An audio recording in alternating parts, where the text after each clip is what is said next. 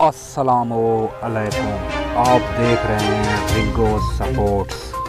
Breaking news, Sachin Tendulkar और सईद अनवर ने कहा है कि T20 world cup 2021 West Indies की टीम को जीतने का फैसला कर लिया।